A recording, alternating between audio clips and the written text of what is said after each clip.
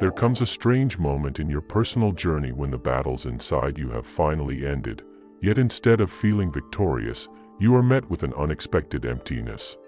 The storms that once raged in your mind have gone silent, not bringing you peace, but leaving behind an uncomfortable stillness, as if even your chaos has abandoned you. The fire that once burned with passion, driving your ambitions, pushing you to chase goals and prove yourself, has faded into cold ashes. The wounds you worked so hard to heal are now closed, the fractures in your soul appear mended, but despite all this, you find yourself standing alone in a wide, unfamiliar emptiness within your own being. You start to question everything. Did I somehow dismantle who I truly am? Did I break something deep inside me while trying to fix what was broken? But what if this emptiness is not a sign of failure? What if this quiet space is actually a sacred moment of stillness, the silent preparation before something far greater begins to emerge? This is the part that Carl Jung understood, even if he rarely spoke of it directly.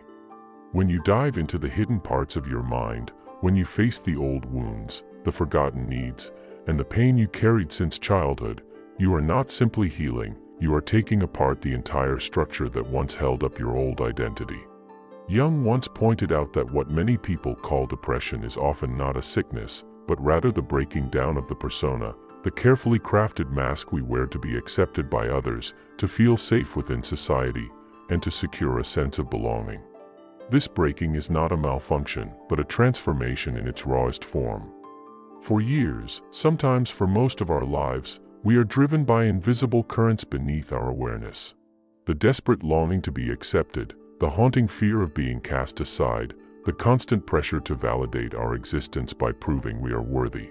These were never conscious choices we made with clear intention. They were survival patterns imprinted deep into our nervous system, quietly controlling our behaviors, turning fear into false confidence, disguising anxiety as ambition, and camouflaging emptiness with endless striving. But when you step into the difficult work of shadow integration, these unconscious drivers are pulled into the light. The false layers are peeled away and exposed for what they truly are. And once these hidden scripts no longer hold the reins, you are not simply left unmotivated, you are left standing without the inner framework that once held up your very sense of self. This is the intense purification Jung spoke of, a necessary breaking apart that must occur before something true, something whole, can be born. But what no one ever prepares you for is how deeply unfamiliar, even terrifying, this stage feels. It is a strange, silent void, a space where you are no longer the person you were, and not yet the person you are becoming. Consider the path walked by Elena. For countless years, she bravely faced the raw wounds buried deep within her. She confronted the pain of being left behind during her early years, the exhausting hunger to earn love that was never freely given, and the relentless urge to outshine everyone around her as if every achievement could finally secure her worth. With fierce commitment, she ventured into the complex world of healing, stepping into therapeutic spaces where she practiced EMDR, nurtured her wounded inner child, and dove courageously into the shadowy corners of her psyche. And after much effort, she finally emerged, seemingly free from the chains that had shackled her for so long. Yet, in the absence of those old burdens, an unexpected emptiness appeared. The thriving career in corporate law that once energized her now felt strangely lifeless, as though she was participating in a performance written for someone else entirely. The honors and praise that once filled her with pride now echoed hollowly, reminding her of a person she no longer recognized. "I wake up, and there's nothing," she admitted quietly. "No fear, no drive, just this silent, endless waiting." Elena found herself standing in the ancient phase alchemists described as nigredo, the blackening stage. Just as gold cannot be refined until it first passes through fire, the true self cannot emerge until the old ego structures are completely dismantled. And yet, in the world we live in, we are constantly sold the illusion that healing follows a predictable path, that personal growth is always uplifting, that clarity arrives right on schedule like a reward for effort. But real psychological transformation does not follow a straight road. It pulls you into a spiraling descent into profound uncertainty, forcing you to surrender to the unknown before any true rebirth can occur. In this unfamiliar state, even the ambitions and passions that once seemed to give life its meaning begin to fade into insignificance. The goals that once felt non-negotiable, the achievements you once chased with such intensity, now seem almost meaningless, like relics from a former existence. Relationships that once appeared to be the very foundation of your emotional world now resemble carefully rehearsed performances, as if both parties are merely playing out roles they no longer fully believe in. The hobbies, the interests, the small joys that once lit sparks within you now feel mechanical, like motions performed out of habit rather than genuine delight.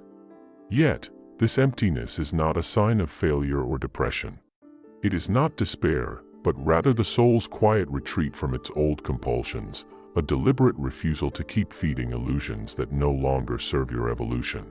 Jung observed that the ego, this fragile construction of self we build to survive social demands and external expectations, must eventually relinquish its dominance. Only by stepping down can it make room for the emergence of the self, that profound, authentic core that reflects who we are beneath every mask and facade. But unlike the ego, the self does not demand attention. It does not burst forth with dramatic displays or urgent proclamations. Instead, it remains still, waiting in the depths with unwavering patience. And in this stillness, many become disoriented, because modern culture offers no map, no clear instruction for how to endure or navigate this silent, disorienting void where the old identity dissolves and the new has yet to fully take shape. You may find yourself wondering, why can't I simply reignite my former ambitions, return to the pursuits that once filled me with drive and purpose? Why does nothing spark that inner fire anymore, no matter how hard I try? The answer does not reside in some personal defect or psychological illness, but in the deeper wisdom of the soul refusing to revert to outdated patterns. The forces that previously propelled you, those invisible engines powered by the fear of being forgotten, the anxiety of falling short, the relentless hunger to validate your worth, have lost their grip. They no longer possess the authority to steer your course. And yet, the fresh desires, the true callings meant to shape your next chapter, have not yet emerged into full clarity. You are suspended in a sacred pause. In ancient spiritual traditions, such moments were not feared or dismissed but revered as essential passages.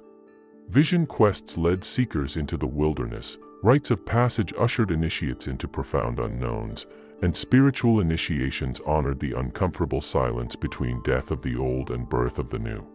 This liminal space was seen as holy ground where deep metamorphosis could occur. But in our hyperstimulated modern world, stillness is treated like an affliction. We rush to medicate uncertainty, to diagnose natural pauses as dysfunction, and to label the profound mystery of becoming as something broken that needs immediate fixing.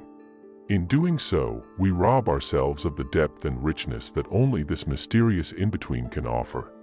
If you attempt to prematurely escape this emptiness, you run the dangerous risk of reconstructing your life atop the very foundations that once enslaved you. You might craft impressive careers, accumulate accolades, and build outward empires, yet find yourself spiritually famished, starving beneath the surface of your polished success. The achievements may pile up, but they serve as hollow monuments to unresolved fears lurking beneath. This is precisely why Jung emphasized the importance of caution, urging that the void must be fully occupied, fully experienced, before the authentic self can emerge and claim its rightful place at the center of your being. Consider Marcus, for instance. Once a fiercely ambitious entrepreneur, he poured every ounce of his energy into building his company into a multi-million-dollar enterprise. His tireless work ethic seemed admirable to everyone around him, but beneath the surface was a fractured soul, driven by an unhealed wound, a desperate, unspoken hunger to finally earn the approval of his emotionally detached father. Years of therapy forced these long-buried traumas into the light, and slowly, the compulsive need to achieve began to dissolve. Yet, when Marcus attempted to return to his company, expecting to find the same fire that once fueled him, he was met with a deafening emptiness. The board meetings, the packed schedules, the endless demands that once invigorated him now felt foreign, like a hollow performance, a character he no longer recognized. "I used to thrive on 80-hour weeks," Marcus confessed with a distant gaze, "but now I look at my calendar and feel absolutely nothing, like the script no longer belongs to me." Marcus initially believed that something deep within him had shattered, that he was somehow broken beyond repair. But in truth, what had fractured was the illusion he had carried for so long, the false narrative that his value as a human being was measured by how much he could achieve, how many mountains he could climb, how many accolades he could collect. The driving forces that had once powered his every decision no longer aligned with the person he was slowly becoming. His soul was shifting, preparing to chart an entirely new course, but that path could only be revealed once he fully surrendered himself to the vast emptiness. Fear-based ambition is a powerful fuel. It can propel you through sleepless nights, keep you hustling at dawn, push you to grind endlessly in pursuit of validation and recognition. It disguises itself as discipline, as hunger, as noble determination. But fear carries within it an expiration date. Eventually, you either collapse under its weight, drained and burned out, or you awaken and recognize its deception, refusing to serve its demands any longer. And when that awakening occurs, and fear no longer whispers in your ear or cracks its whip behind you, what remains is a profound stillness. A sacred, open silence, brimming with unseen potential, quietly waiting to birth something entirely new from within. Jung recognized that the self does not communicate through shouts or frantic demands, but through a quiet, steady resonance that stirs from deep within. While the ego clamors for attention, barking orders, and chasing deadlines, the self simply extends an invitation, soft and patient, waiting to be noticed. Yet, to perceive this subtle call, one must first allow the constant noise of false urgency, societal pressure, and inner restlessness to dissolve. As Marcus gradually surrendered to the quiet, something unexpected began to unfold. He found himself drawn to long, meandering walks with no destination in mind, as though his feet were guided by something unseen. He sat beneath ancient trees, not to reflect or plan, but simply to be present, to exist in stillness. Even the weathered facades of old buildings began to captivate him, their crumbling walls holding stories that seemed to echo softly to his soul. Then one afternoon, his gaze fell upon an abandoned train station, a forgotten landmark from his childhood town, weathered by time yet standing resilient. Unlike the towering business ventures he once pursued, this neglected place awakened something unfamiliar within him. It was not ambition calling him forward, nor the lure of profit or status. Instead, it was an awakening to meaning, to quiet beauty, to a deep and wordless reverence that felt profoundly right, though he could not yet explain why. Marcus began sketching, not to meet deadlines or fulfill contracts, but simply for the sheer joy of bringing his inner vision to life. With each pencil stroke, the outlines of something deeper began to take shape, something untouched by external expectations. Days turned into weeks, and as he sat with his drawings, a quiet clarity emerged. The vision was not about profit or recognition, but about breathing life back into the forgotten train station, preserving its history, and transforming it into a space where both his soul and the community could find belonging. His new path unfolded not through frantic planning or calculated ambition, but through a gentle unfolding, like petals opening to the morning sun. Authentic purpose rarely arrives with grand announcements or dazzling fanfare. It reveals itself slowly, subtly, like dawn breaking through the horizon. This is the paradox that would have baffled his former self, the self that thrived on achievement and validation. Now, purpose was not something to chase, but something to receive, to witness, to honor. He no longer wrote out of a desperate hunger for approval, but because the words flowed through him as if carried by an unseen current that refused to be contained. He no longer sought love to fill some aching void within him, but because to love felt as natural and essential as breathing, a reflection of his very essence. He no longer labored to prove his worth or justify his existence, but because creation itself had become an act of reverence, a sacred dialogue between his being and the universe. Jung often spoke of living symbolically, of aligning one's existence with the deeper rhythms that pulse beneath the surface of ordinary life. This was not escapism or wishful fantasy, but a profound communion with the intricate patterns that guide transformation and growth. In this space, ambition transforms into meaningful service, creativity becomes a sacred offering, rest evolves into a form of devotion, and setting boundaries no longer feels selfish, but rather a powerful act of honoring the self. And here lies the profound secret, often hidden in plain sight, that few ever truly grasp. This quieter, more authentic drive achieves far more than the feverish, desperate striving that once consumed you. Not because you force yourself to work longer hours or sacrifice more of your well-being, but because your actions now emerge from alignment rather than depletion, from inner truth rather than restless compulsion, from a place of inner wholeness rather than the gnawing hunger of inadequacy. The energy that once drained you now sustains you, not by sheer willpower, but by flowing effortlessly from the core of who you are becoming. I invite you now into a simple yet deeply revealing exercise, a kind of intimate philosophical dialogue with yourself. Take a moment and write down 3 ambitions you believe you must be pursuing right now, those goals that seem pressing, urgent, or non-negotiable. Then, gently interrogate each one. Whose voice whispered, or perhaps shouted, that this is important? Was it society, family, culture, or your own internalized fears? What unseen fear or unresolved insecurity is driving your need to achieve this? Who truly benefits if you succeed at this pursuit, and are their values aligned with your deepest truth? And perhaps most unsettling of all, what is the terrifying consequence you secretly imagine if you dared to release this pursuit entirely? Now, on a separate page, write down 3 small, almost fragile impulses that quietly awaken something inside you, tiny flickers of joy, moments of curiosity, activities that need no audience or applause to feel meaningful. These might be as simple as tending to a garden, reading forgotten poetry, sketching without purpose, or walking aimlessly beneath ancient trees. And then ask yourself the liberating question that few dare to confront: what if I simply followed these threads, not because they guarantee success or recognition, but because they feel alive in my bones? What if I trusted their gentle pull, even when they seem irrational or impractical?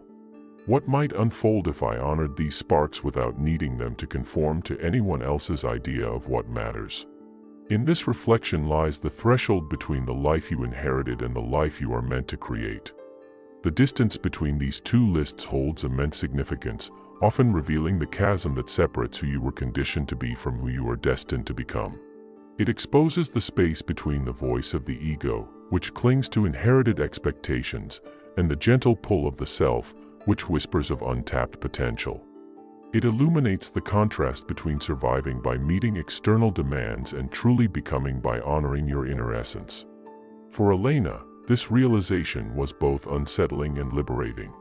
After deep contemplation, she recognized that her impressive corporate trajectory had served as a polished mask concealing a quiet, long-suppressed yearning, the desire to nurture, to guide, to awaken young hearts and minds. With courageous resolve, she chose to release the golden chains of her 6-figure salary and her carefully curated professional identity. She stepped away from the bright lights of boardrooms and into the tender world of teaching children. In that quiet classroom, surrounded by eager young faces, she felt something she hadn't felt in decades, an unfiltered aliveness. No longer was she performing to earn validation or racing to meet artificial milestones. She was simply present, fully engaged, and vibrantly alive. This, she realized, was not the loss of motivation but the transcendence of the invisible forces that had once held her captive. The emptiness she once feared was not a void of meaning, but a sacred clearing, swept clean of outdated roles and obligations, creating fertile ground for something genuine to emerge. What seemed at first like regression was, in truth, her initiation into a deeper, more authentic existence, where every action resonated with purpose rather than pressure, and where fulfillment arose not from external accolades but from the simple, profound act of being fully oneself. Jung never offered false assurances that this path would be comfortable. Individuation, as he described, is not a gentle stroll but a profound unraveling of everything you once thought you controlled. It asks that you surrender your illusions of mastery, that you step willingly into the vast unknown, and that you trust in the mysterious process of emergence without demanding immediate answers. This is not the pursuit of perfection, but the discovery of truth, truth so authentic, so deeply rooted, that it no longer craves approval or applause. The genuine self operates from a place of balance, never exhausting you because it does not require more than it replenishes. It stands unwavering amid the chaos of life because its source is not tied to fleeting circumstances or the ever-changing judgments of others. Instead, it is nourished by the timeless reservoir of your most intrinsic essence. If you find yourself now standing in this unsettling void, questioning whether you've lost something vital, I invite you to consider a different perspective. What if nothing is broken at all? What if, instead, something extraordinary is quietly taking shape beneath the surface? Perhaps your soul has become resilient enough to relinquish the exhausting performance of who you were expected to be. Perhaps your psyche has ripened to the point where it can discern the empty chase of artificial ambition from the quiet pull of authentic inspiration. Perhaps, for the first time in your life, you are finally liberated enough to wait without fear, to sit in stillness and allow what is real, what is meant, to slowly rise and greet you when the time is right. Listen to the silence, not as mere absence of noise, but as a presence unto itself. Do not strain your ears as if waiting for some dramatic revelation, but open your entire being to its subtle invitation. Within that stillness dwells the first stirrings of a life untouched by pretense or performance, a life that does not scream for validation or demand to be noticed, yet carries an unshakable resonance that cannot be ignored. This is not the hurried life you once chased, built upon expectations, anxieties, and endless striving. It is the life that unfolds gently, like the first light of dawn spreading softly across the horizon, needing no announcement to proclaim its arrival. It speaks not in grand declarations, but in quiet knowing, whispering into the depths of your soul, now, at last, you are ready to step into what has always awaited you. And in that whisper lives a power greater than any ambition you once clung to, for it is the voice of your truest becoming.